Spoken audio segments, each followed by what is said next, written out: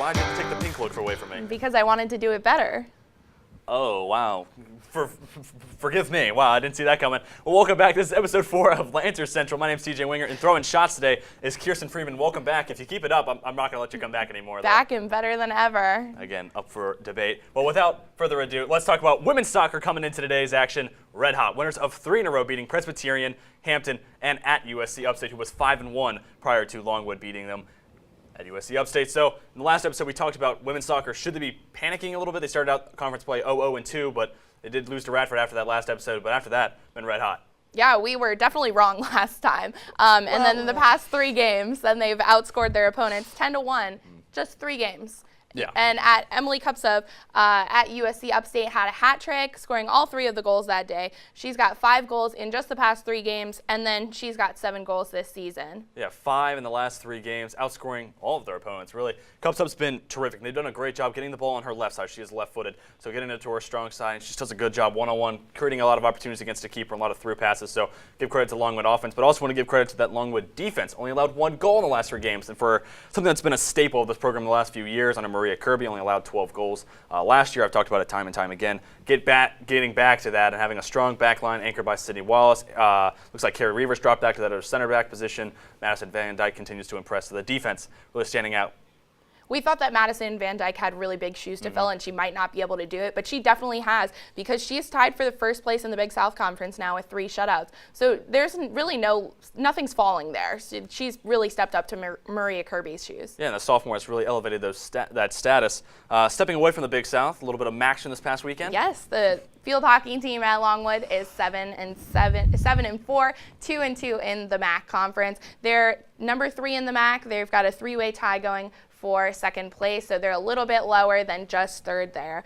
But they seem to be losing a little bit of momentum as we continue down the conference season. Yeah, so they started out the conference slate 2-0, dropped their last 2 games, and I think it's worth mentioning, yeah, they did drop those 2 games, but Kent State's the 2016 regular season and conference tournament champions. Miami of Ohio being last year's regular season and tournament champions. And Miami of Ohio went 8-0 in the MAC last year, 4-0 after Saturday's win. So, I mean, they're playing 2 of the best teams in the MAC, 2 nationally ranked teams over the past few years. So, yes, they did drop them, but tough competition for the Lancers. Oh, we definitely can't discount how well Miami of Ohio played this weekend. And it just seemed like Longwood was a little unable to keep possession this weekend. And we're not trying to take away from the defense, because Katie Wyman is still hot there. She's allowed 7 goals in the last 2 games, but this is the second time this season that Wyman has given up 4 goals this past Saturday at Miami of Ohio. Wyman continues to have a great collegiate career here at Longwood, but the back line seems to have a few problems. They get that first pass to land, but that second pass seems to go astray. Turnovers, and you're holding third, and that's what really comes back to bite Longwood in that defense, because you get a lot of opportunities, especially against like a team like Miami of Ohio, who has a number of different attackers and forwards that pose a lot of threats to Wyman in net. So a little bit of struggle there for field hockey. Also struggling as of now, men's soccer dropped their last 4 games, and they will be in action on Tuesday night against NC State, as the Wolfpack will come to Farmville. Definitely a tough matchup there. ACC powerhouse, a team that beat number 2 Akron on the road at Akron. So certainly a tough test ahead for Longwood. I mean, Willie Meason being one of the lone bright spots for the team.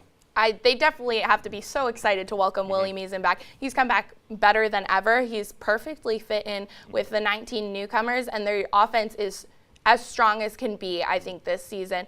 And that has made a big difference. Willie Meason has just been scoring goal after goal in the past few games that he's been playing. 4 goals in the last 5 games, 2 against Radford, and that contest also had a goal against UNC Asheville. Yeah, so it's been good to get him integrated in the offense. It's tough because you don't want to rush him back after a couple of ACL tears, but you also don't want to lose out on offensive production. You want to have him on the pitch as much as you can. So on the flip side of the offense, the defense allowed 13 goals in those last 4 games that they've dropped, so maybe a little bit more point of emphasis going down the road.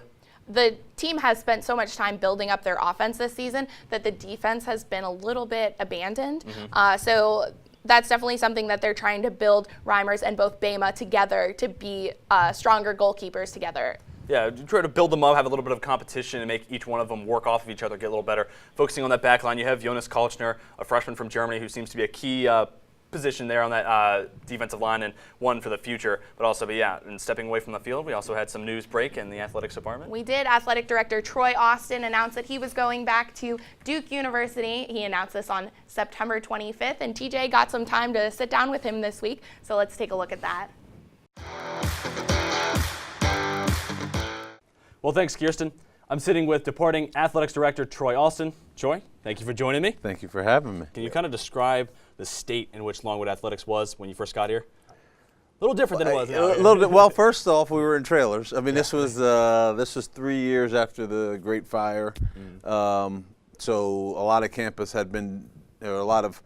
employees had been displaced and moved to different offices, and portable units have been secured for athletics department.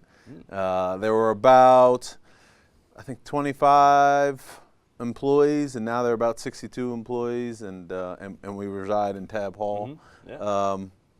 It was interesting because at that time the sentiment was, well, what does it mean that we're going Division I? That was kind of feeling across campus, like, oh, this is pretty neat. We're going Division II to Division I, but what does that really mean? And then I'd say a few years into being Division I, and everybody understood, well, you know, there's the big tournament we can be in, especially with men's and women's basketball. So it's like, well, why don't we have access to that? So those next few years after being Division I, it was, well, where's our conference affiliation? And then once we joined the conference, now it's been let's make as many tournaments as we can. So moving on to the actual workings of your job. So Longwood softball has been a program with long-standing success. So what have been the difficulties to getting it to where it is now, but also looking at other programs, trying to elevate it to where softball might be? Yeah, it's a tribute to a few women who have led Longwood softball. One being Kathy Riley, of course, and Kayla Miller, who's been there, who have been here together in leadership of that program. Jen Steele, who's a Longwood alum, was here during that time. So it just had fantastic leadership, and Coach is really keen on recruiting a group of young women who understand how to work and are committed to competing at a high level consistently. So as we've worked to hire new coaches, I mean, we definitely think of her commitment to excellence in trying to build out other programs with basketball in mind.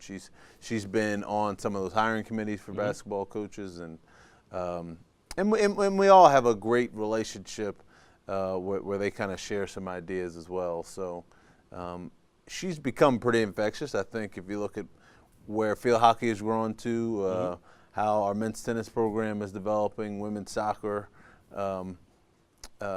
they feed off of that, and really trying to build an environment within the department where the coaches feed off of each other and the student athletes feed off the success of each other. Do you have any other final thoughts?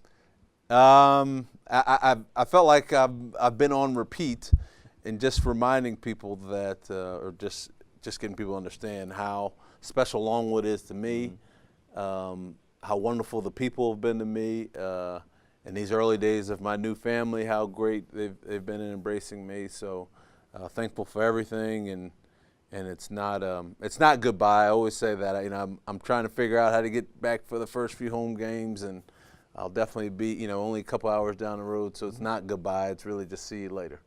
Awesome.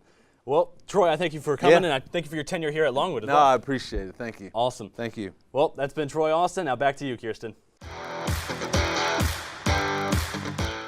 Well, Athletic Director Troy Austin will definitely be a face missed at Longwood for the next year. Certainly a familiar face, but we're excited for Michelle Schuler, at least on an interim basis, to see how she shapes the program. Definitely. The future is female for Longwood Athletics. We are excited for that future. I'm Kiersten Freedman. He's TJ Wengert. And for our entire Lancaster Central crew, till next time, we're signing off. Pats win, Steelers win. Football season. Football season. Woo, week 5. Woo!